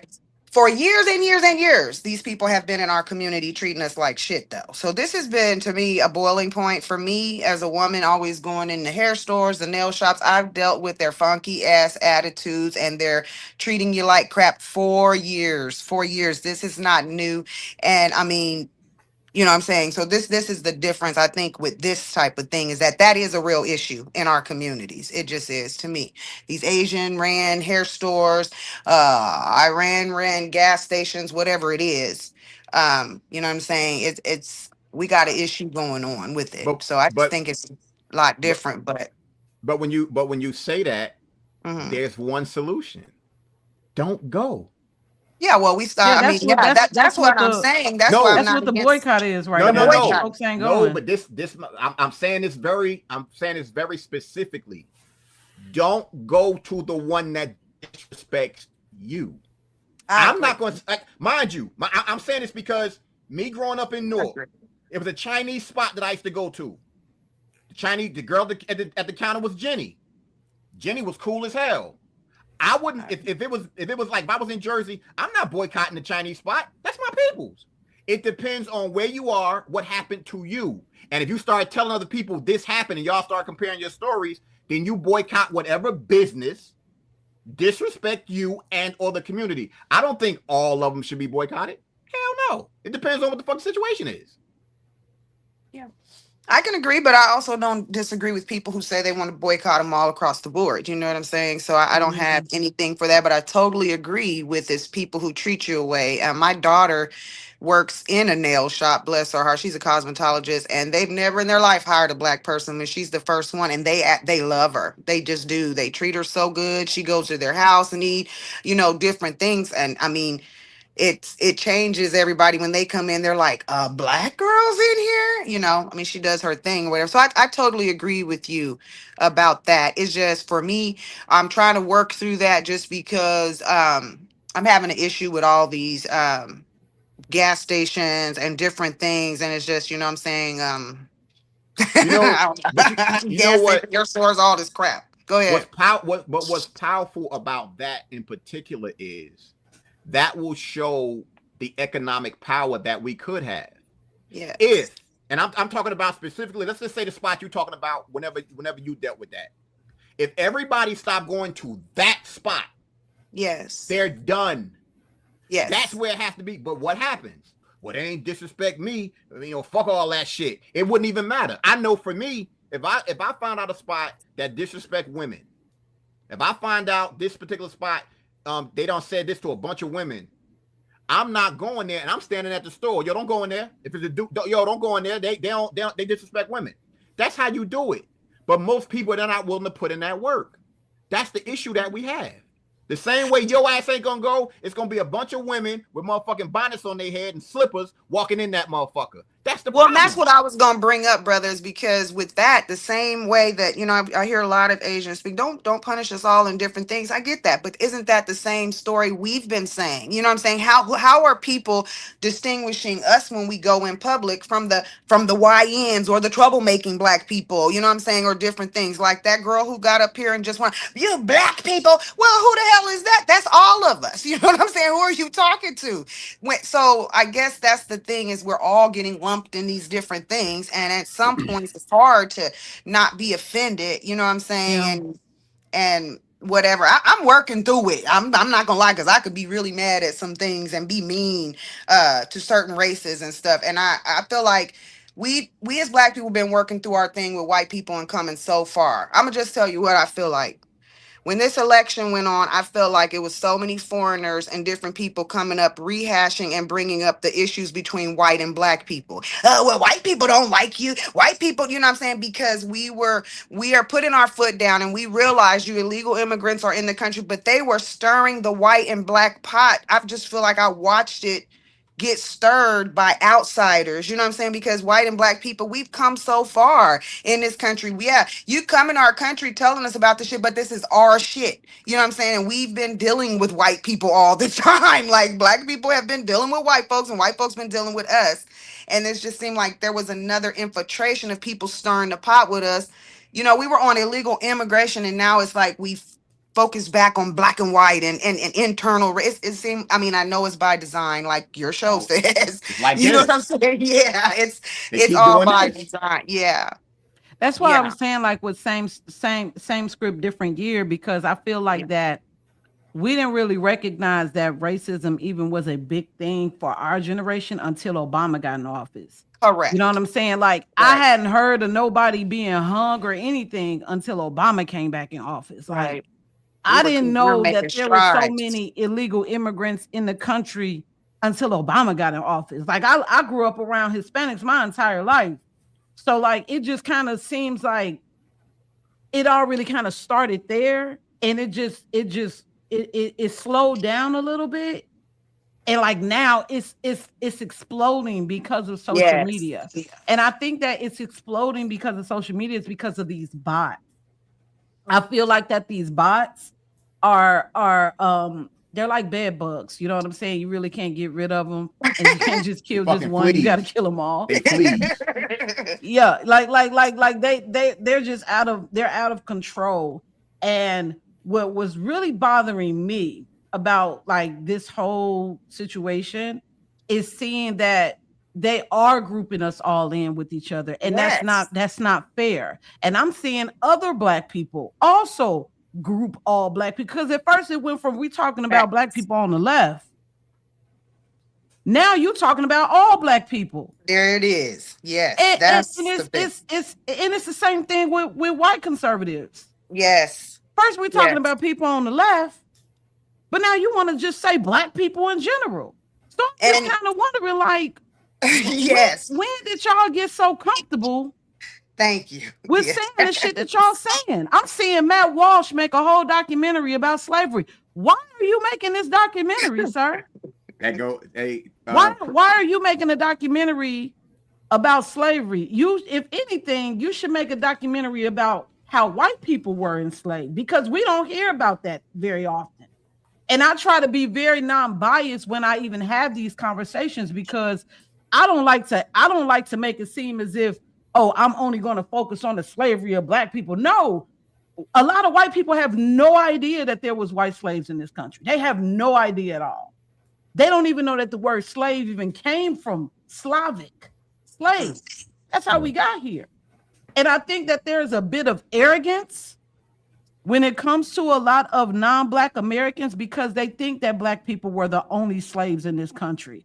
And that is completely false. There were Chinese slaves. There were Irish slaves. There were Scottish slaves. Hell, I don't think Irish people got out of slavery until like the end of the 1800s, like around the time that black people were freed. It's one. And I just think that like history has messed it up so much that people do have this superiority complex. And we got to get back to the point of realizing that we all really have a common enemy. Honestly, we all have a common enemy. And it really kind of starts, in my opinion, it starts with the media. The media is responsible for structuring the mindset of Black people to make them feel as if they are victims. Our entire lives, we've been told that you was a slave. Our entire lives, you've been told that white people are the enemy. White people are the devil. Your mama was on drugs. Your mama was on crack. You're a gangbanger. This is the entire structure of what the media has done. And I think that like now it's spilling on to the younger generation. When we were their age, when we were in our 20s and our early 20s and shit, we were out having a good time, snapping and popping, doing what we do. But like these people are literally they're being indoctrinated in schools now. Critical race theory. So I think that it all comes down to the fact of what is being taught and what is not being talked about, as opposed to what needs to be taught and what needs to be talked about. So that way we can all look at each other as human beings again. So we can all look at each other as Americans and really start focusing on the real enemy, which hates all of us, truthfully. It's one key component about what you said, and I hope people caught it. Whenever you think about slavery, you're not allowed to think about any other people being enslaved except for us. Right. That shit, if you can't put that label on anybody else, because if you put it on anybody else, now you got to be like, oh shit, it wasn't just them. Right. That shit, but that's not a conversation anybody wants to have, because it has to be that we have to look at ourselves that way no matter what. I might have said this, I might have told you this on the phone before. I will never in my life step foot in that Black History Museum, whatever that $58 million they spent, because I was told there is a statue in there. The biggest statue in there is Thomas Jefferson. I'm good. So you're gonna tell me our history and all this other, but the biggest statue in there is get the fuck. Come on, yo. This is. I'm laughing because I thought that was just absolutely hilarious, because what is that in there at all? This is you could put Frederick. You could put nobody else. This is my thing about when we start talking about messaging and them putting everything is right in plain sight. They put it in our face. Not enough people are willing to look. I understand if you want to hide something, put it in the book. No. You can hide the shit right in their face and it doesn't matter, because as long as they can control your motherfucking emotions, this is what we deal with. Having rational conversations is how we succeed. Having rational conversations with everybody involved, everybody, period, is how you succeed. Yeah. My peoples, around 2 years after I moved here, they told me to help somebody win this city council race. It was between a white Republican redneck and a white Republican racist redneck. When I met Mike Miller, cool. This is my dog. He died at 39, which still bothers me that he's gone. When I had conversations with Mike, you ever talk to somebody and it feel like they walking on eggshells, they don't want to say what they want to say? I was like, Mike, as long as you don't call me a nigga, we are good. Say whatever you want. It was like a weight got lifted off of his shoulders, because that's the problem that we have. And we talk about Douglasville, Georgia. This is probably everywhere, where people, they don't even know what to say. You in Indiana, I can only imagine when you were younger, when it came to that, because that dynamic, it's about bridging that gap. And to me, the way that gap has always been bridged, it's always been the kids. It wasn't adults. Because these kids, they grew up together. But you know what's crazy is growing up in Indiana and living in Gary, I only stayed around Black people. My entire community was Black. The only white people that we knew of when I lived in Gary, they stayed in Black Oak, and we was told not to go over there. So like, it wasn't until I moved to East Chicago that I was around other nationalities, and then I was introduced to Hispanics. So it was kind of like a gradual shift. And then when I left East Chicago, it was mainly, like I said, East Chicago was mainly Black, Hispanics, Puerto Rican, Black, Mexican, Puerto Ricans. That's it. If it was a white person, it was probably like, that's all I came across. Well, I never met them, baby. Well, we had all our teachers was Polish. All our teachers were Polish, though. And then when I moved to Indianapolis, that's when I started hanging around more white people. Like the first group of people that I met is when I worked at Cracker Barrel. I worked at Cracker Barrel for 3 years. It was my first waitressing job when I moved to Indianapolis. Everybody I worked around, I think I probably had like, if I had black friends, the black friends that I met was when I was rapping, when I was doing my music and shit. But as far as like my work friends, they were all white. And I never had a racial issue with them. They never made me feel no type of way, made me feel any different at all. So like, I really didn't understand the dynamic of racism around that time. I was taught when I was looking at movies like Roots and Colors and Mississippi Burning, and you know what I'm saying, and reading about all of these, reading about slavery when I was in school and stuff like that. So it really wasn't until I got older, like now I'm interested in learning about the truth of it all. And I'm finding out that everything that we learned about slavery was a lie. Everything. Yeah. Everything we learned about Black culture, a lot of it was a lie. A lot of things that white people may know about their culture in America, it's a lie. And they keep these things going so they can have these race wars that they have every couple of years, because they do it every couple of years that they have it. It's always around election time. I'm telling y'all, it's like textbook knowledge is always around election time. It's always going to be a mass shooting. Yep. It's always going to be a massacre somewhere. And they do these things because they're harvesting our energy. I'm telling you, it's just all about energy at this point.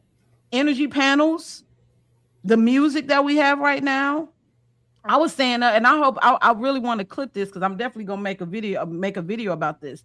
I was just saying, okay, if we're gonna boycott the Asian restaurants and the Asian beauty supply stores and all of this shit, can we also talk about how we might need to boycott rap music? Well, we need to boycott. We need to really talk about rap music right now, because it's disgusting. It's disgusting. And I'm not saying this as somebody who's in their 40s and I'm an older person. I get it. No, I spent half of my life writing music, being a part of the industry. I still listen to some of the new artists now. I like this one guy that my man introduced me to named Infamous. He been talking about that murder, kill shit, but I like his music. But there's no balance in the music anymore. It's all the same. Even when you listen to R&B, when the last time you heard a love ballad? Wait. When the last time you heard somebody confessing they love to somebody? Everybody is either lonely, sad, angry, sleeping with multiple people, getting hurt. Everybody toxic as hell. So considering the fact that we know that the vibration of music has been increased from 432 to 440, and we understand how music vibration moves water, and we're all made of what? Water. So if you add that, including the words of kill, steal, destroy, hate, it's only obvious that it's going to affect the people that's listening to the shit. And you people that's letting y'all kids listen to that shit, that's a form of child abuse. Honestly, it is. And there's nothing wrong with listening to a little bit of that here and there, but you got to have some balance. We don't have that balance anymore. And I think the industry knows that, which is why they're replacing artists with AI artists now. So they don't even need y'all no more. That's some things that we really got to talk about. If y'all gonna boycott some shit, like I said, I'm all for boycotting these any restaurant, whether they're foreign or American. If they're not treating you well, hell yeah, boycott them. But we got to really talk about the foundation of why shit is the way that it is. Yeah. And it definitely has a lot to do with what we're feeding our brains, what we're feeding our bodies, what we're feeding our minds. Entertainment. Tell live vision. Yeah. You got to have some type of balance. If you're going to listen to some Lil Durk, at least listen to something else. I don't know. What Common? Shit, I don't. know. You know, I don't know any artist. Yeah, in my car, I listen to 90s hip hop, so I don't know. I don't know about. Yeah. All I listen to is I Kanye just- West, so don't judge me. All I listen to. but And it then is- I got like a little mix. But yeah, we definitely need to elaborate on how this music is that might need to be the next show that we do. Where we really like talk about like how music is really like wiping out a whole generation.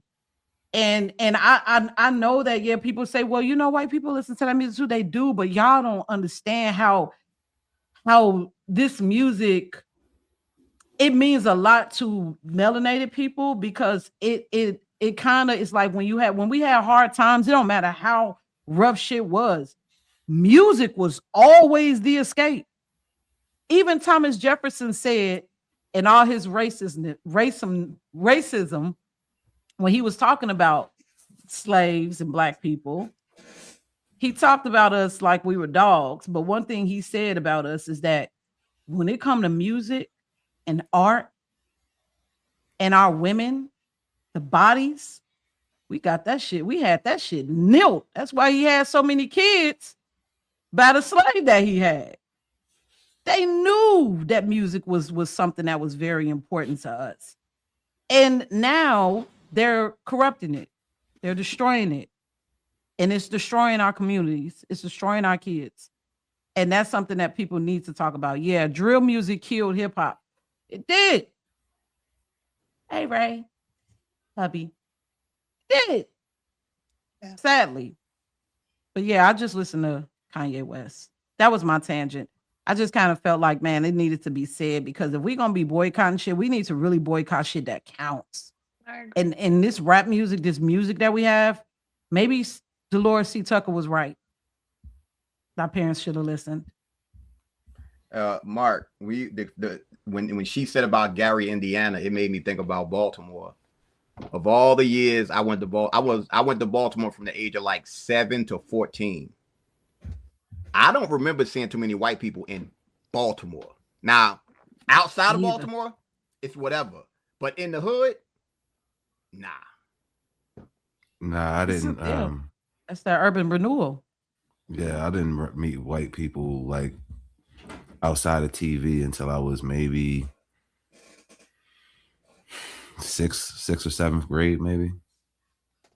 It's about, You know what I mean? But about I did live in I did live in Germany, but even while I was in Germany, it wasn't like all white kids. It was just kids from like everywhere. And it was like black kids, white kids, it was Chinese kids, it was Indian kids. It was just a mix when I was living in Germany. So living on the base was completely different from me going to school over here.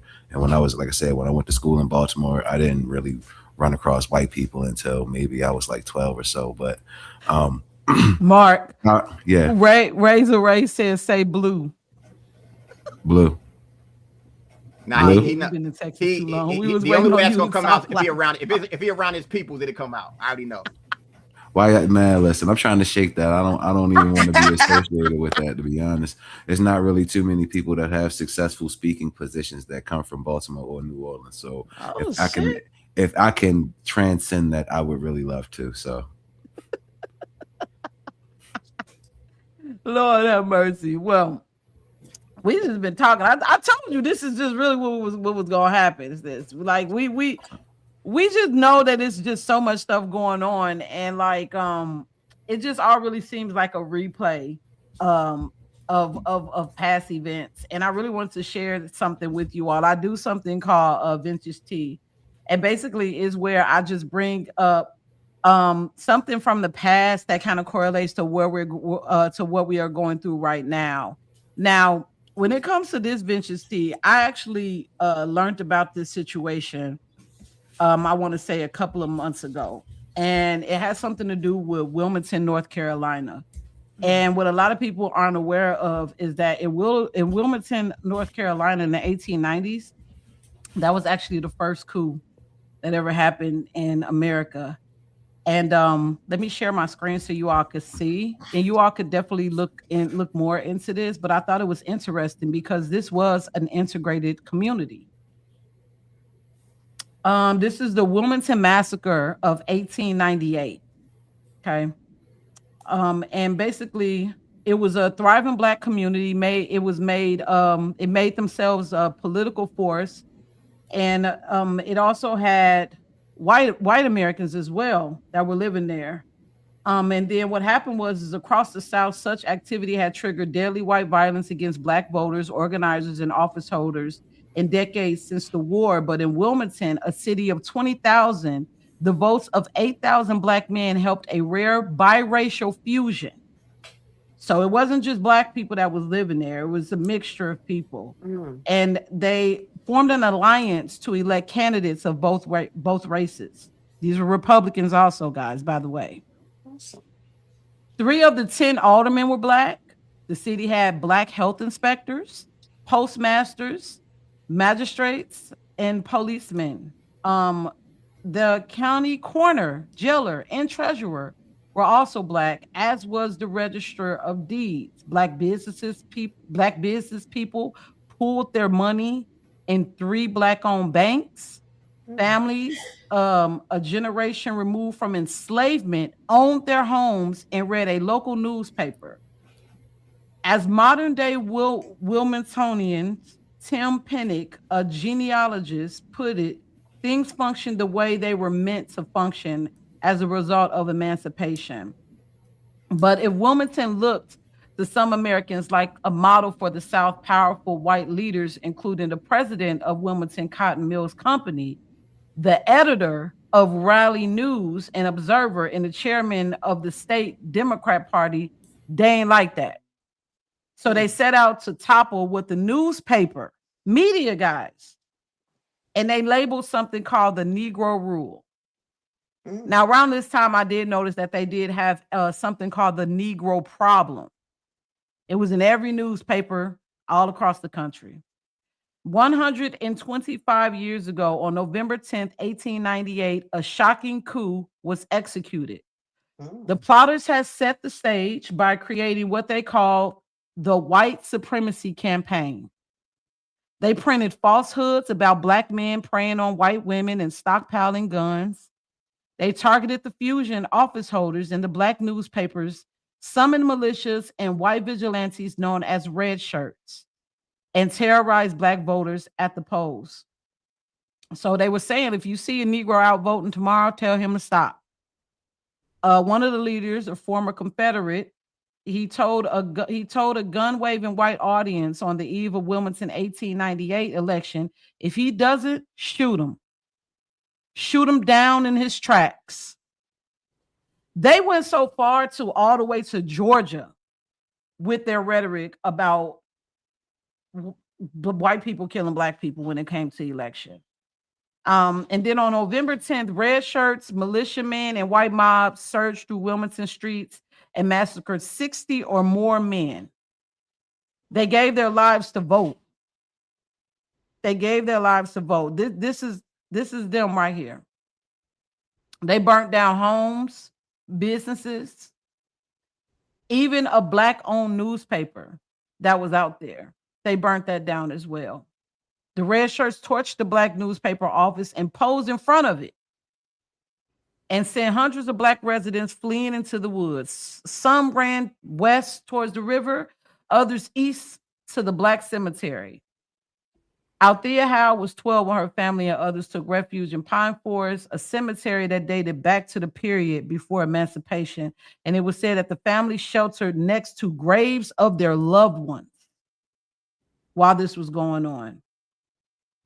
So, yeah, this just goes to show you that they used the media to initiate these uprisings, and they've been doing it for hundreds of years.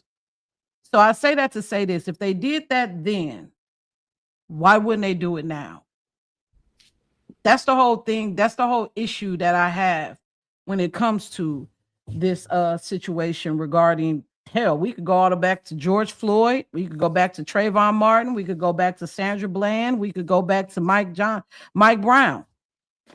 This is something that's been going on. It's been happening. Where the hell did everybody go? What's the name? Mark said he had to bounce at 6, so he stayed longer. It was in the chat. And I think Latoya was. There she Probably, go. I know she's probably having some issues with the phone. Yeah.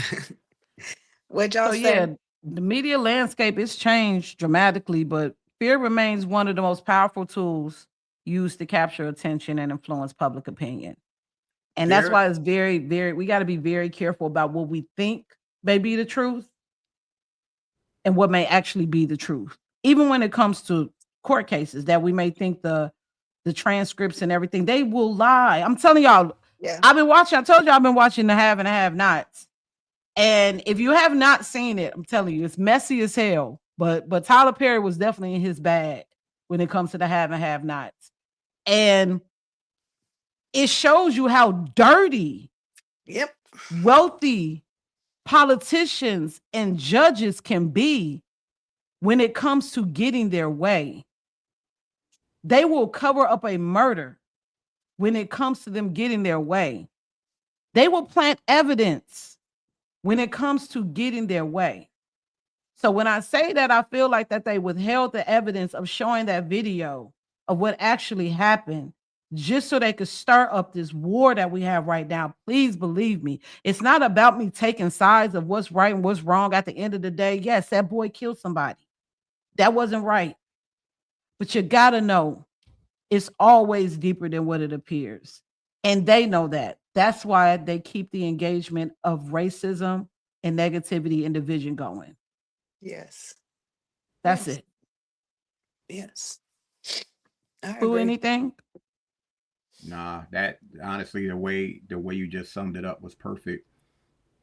And I think people, they just have to start looking at things from all aspects and understand that if it's not someone who you feel or know that is genuine, you always got to look at things with the side eye. It doesn't really matter, because the other component to everything that you said is now there's AI. Yeah. When you start factoring in AI and these cameras and what they can do, they can make anything look a certain way. That's why it matters so much. This motherfucker right here is a blessing and a curse. Yeah. And I say that because they could do some AI shit on you, but someone could have recorded what actually happened, and that could save your life. Because between that and a possible Ring camera and all of that, but once again, everything can be manipulated. That's why when you look at these damn cameras on these lights and all this other shit, the Sixth Amendment, you have to be able to face your accuser in court.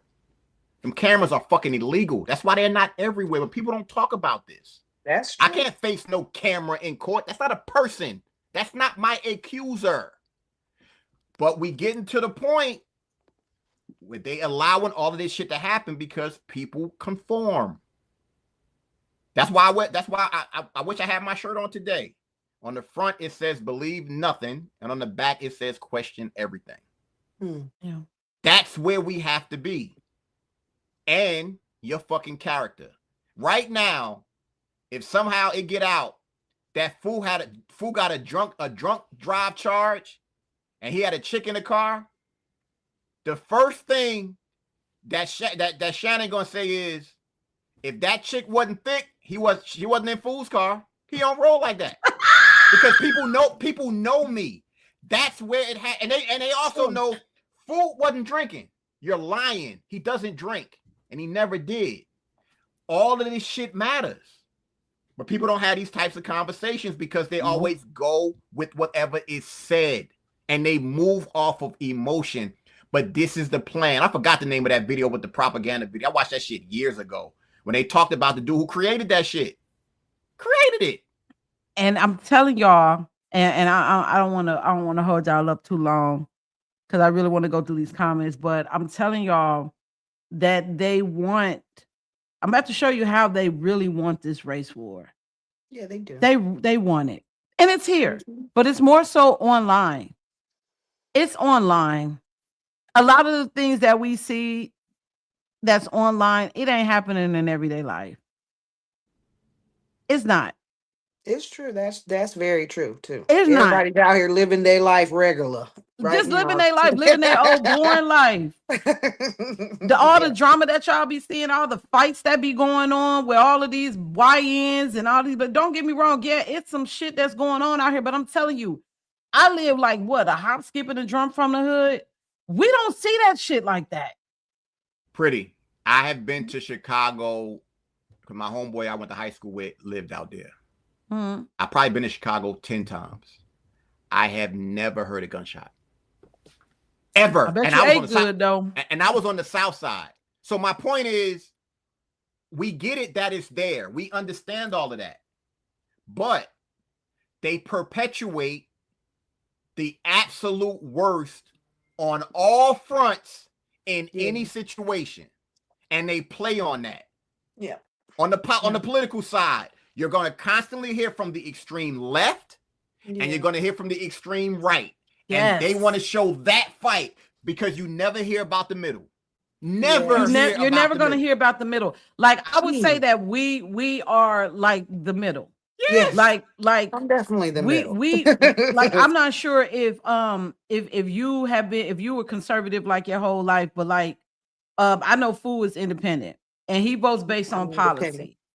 I'm independent, and I was born conservative. Most you was people born that conservative, and I've been Democrat my entire life. But when Trump ran, that was my first time ever voting conservative. So I'm a conservative, but I wouldn't even say that I'm a Republican. I would say that I'm not. I would say I'm a conservative. I'm conservative minded.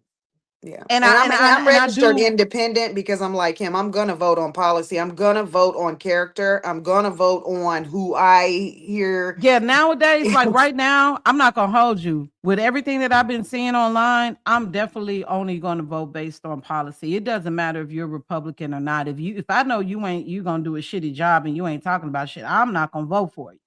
Yes. You know what I mean? I don't know if I'm going to go back Democrat at all. But like I definitely am paying a lot of attention to how my vote goes as opposed to just willingly giving it away. And I think that especially melanated people, we have to, because like now the stakes is high for us because now not only do we have to be careful when it comes to us voting for somebody with a black face, what's your lineage? Yeah. That's like that needs to be the ballot, right? That needs to be on the ballot right now. What is your lineage? It's changing really quickly too, and that's my problem with Democrats and the Democratic leadership that we have is because they are all on board with us being replaced. I don't know what they think they've been trying to do it for hundreds of years, get Black Americans up out of here and send them back. I read an article yesterday from like the early 1800s where they was trying to send Black people away. I know people like, well, who is they? Who is they? Who you think? Who's in charge? They didn't want us here. They only wanted Negroes here that was going to comply. And that was willing to, either work with them or let them do certain things. But they didn't really want a lot of us here. That's why even when Abraham Lincoln freed the slaves, they still was trying to send Negroes over to a whole nother country. Yeah. It didn't work out that way, but it's always been that way. And I think like right now, they want to replace us because they know that we're waking up right now.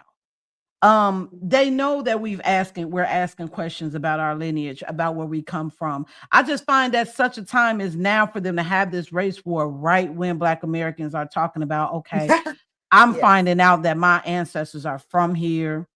I'm finding out that I got paperwork. You know what I'm saying? That might have to be another show that we do. But I'm noticing that when it comes to situations like this, and then I'm going to let y'all go because I know everybody got to head out of here. They're not talking about this lady. So I'm going to ask y'all a question. Do you all know who Margaret Swan is? Have you heard of the case of Margaret Swan? I don't think I have. Let me show you who Margaret Swan is. Because I find it odd that nobody's talking about this. That's Margaret Swan. She was stabbed to death on MARTA. Wow. By a Black man. He was in his 20s. Wow. She was 20, he was 25. She was 66 years old. Stabbed this lady for nothing on the MARTA train. The train I used to ride all the time. Chicago? No, this is in Atlanta. Oh. This is in Atlanta. They said the unprovoked transit system attack left the woman dead after she was stabbed up to 20 times and had her throat cut. This was Saturday. You just proved the point. Everything we talked about tonight, you just proved the point. If it's black on black, you're never gonna hear about it. If it's black on black, they don't care. It doesn't matter. I would say any race on race. If it's not doing black this, and white, if it's not doing this, they will never make that national because it doesn't benefit anything. And I've always been an advocate of this. In certain situations, we need community policing. Absolutely. Like when I think about that situation with the water bottle and the Asian dude, there's no way that dude, y'all know what I'm saying. I don't need to say nothing else. The hood need to do the hood need to do what they need to do in certain situations. And that situation you just showed with that woman, that man should be terrorized in the hood. Terrorized. Yeah. But you know what's so crazy to me is that why she ain't getting the same notoriety that Ariana got. Yeah, I remember Ariana, right? That's that Ukrainian chick that got stabbed up there. Oh yeah, last year. Yeah, and her situation happened literally the same, if not a day or so apart, of Dakar Thompson. Now, Dakar Thompson was the young lady who was murdered and raped by an illegal alien. She was 18. And her shit started getting traction. We was all surprised because we was like, okay, good. Like, yes, they finally talking about it because we only hear, we was always being told about these situations when it comes to these illegal aliens and white women. You know, like Lincoln Raleigh, and not that matters at all. It was wrong is wrong, but we was good. We were happy seeing that this story was getting out there and that they was actually working towards resolving it. But then that situation came, overshadowed the whole situation. You saying this is so gangster because it goes back to the political separation and how they move. Because when you hear Democrats talk, all they say is you have these this mass police force. They're killing American citizens. Y'all ain't said shit about an American who was killed by an illegal. I have never heard them say it once. They ain't said Lincoln Raleigh. They ain't said Dakar Thompson. They ain't said none of them. That to me is that's a moral problem. Just like when that lady, remember when that lady got shot up by those 5 illegal immigrants? I think it was in South Carolina or North Carolina. This happened like last year. This is what I'm talking about. Like, if it's not black or white, black and white, they're not gonna spin the news. It could even be black and Hispanic. It could be Hispanic and white. It's always black and white. Now, granted, we know it's some violent shit that's going on in the black community. We understand that, but it's like I'm not a fan of putting color with a crime. Right. I'm not a fan of that shit. It's the same thing like when we know that trafficking is happening. We just seen a situation where a rapper Cash Out was trafficking girls down there in Atlanta. They caught him and his mama. But this situation that happened in Alabama with these white folks that was trafficking them babies, y'all want to hide that story though. So right. I think that it's very important, like I said, that we be very mindful of what the media is telling us. And if we're going to report on it as content creators, please do your own research so y'all don't be looking stupid out here. Because a lot of y'all got on here and acted a damn fool when it came to the situation with Cyrus. A lot of y'all got on here and called that boy every name in the book. Y'all called him a thief, a delinquent, and everything else. And he wasn't stealing anything in that store. And it was black people that was doing it. I know because I saw y'all. They said they are the ones doing it. I remember somebody told me, hey, Shannon, you know, if you want to really make it big, you got to sell out. I've been told this by 2 different content creators that I got to sell out. if I really want my channel to go somewhere. Like, I don't know what that really entails, but I guess it means that like I can't speak on issues that's going on within the Black community. I have to speak out against them. You know, And you remember know what I Snacks? told them? It'll never happen. You remember Snacks that be on that from TikTok? Yes. I love Snacks? her. No, the dude. Snack, he be like, get him, Oh, I Snacks. thought you said Snap. Huh? Snacks told me. Now, mind you, I haven't seen him. I've even called him. He hasn't picked up the phone. Mm-hmm. Snacks told me once he put it out there that they came at him to do whatever, and he showed the proof, they've been on his ass ever since. They were gonna pay him to do X, Y. He was like, I ain't doing that shit, and he showed the proof that they was sending to him. Yeah, I did see that. They've been on his. Yo, I have not seen Snacks in months, and I haven't talked to him in months. I haven't seen him on TikTok at all. I got his number. He's not picking up the phone. I hope he good. That's why I said I'm grateful that I have a partner that's gonna hold me accountable if I say some wrong shit. Yes. It might be like pulling teeth for me to accept it, but I'm glad that I got somebody that's not gonna have me out here looking like a damn fool. Yeah. And that's important. You know what I'm saying? If I say something wrong, I'd rather be held accountable for it. But like I just really just think that people need to stop letting social media make y'all look like some damn fools out here when it comes to y'all reporting these cases. This whole situation, like I said, y'all don't really give a damn about them boys. Y'all don't. Y'all just want something to go viral about. Later, sis, I got a roll. All right, yo. Later. I'll see you next time, okay? We're gonna get up out of here. If y'all want to say anything to the people, we're gonna close up. Anything you want to say, Latanya? Yeah, I just want to say I really appreciate you guys' perspective. It is such a breath of fresh air to hear people be able to be in, you know what I'm saying? Think with your common sense. Look at it all the way around, you know what I'm saying? And give that perspective. Everybody is just leaning one way or the other, and it's just really refreshing. All three of the people today, all of you, has been a wonder to talk to you and to get your wisdom. So I appreciate all of it. Okay, I appreciate you and thank you so much. We glad that you came on. You always so Absolutely. saucy online. I was like, I gotta get her on Yeah, here. yeah. Y'all forgive me. I be talking my big stuff. My husband be reeling me back in though. To God, girl, come on, they gonna get us. I So y'all appreciate you. forgive Fool, me. you I'm got working anything on you it. want to say before we close up out of Just here? for everybody out there, thank y'all for the support.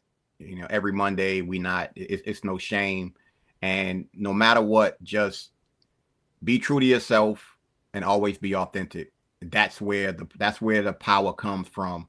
And focus on love. If you focus on love, we can get through this shit. The more you feed into that bullshit, it's our demise. And that's exactly what they want. They want us fighting amongst ourselves with everybody. It doesn't matter color, race, gender. It don't matter. They always want us fighting about something. Just stay here. Universal law. Just focus on universal law and we'll be fine. But I'll see y'all next week.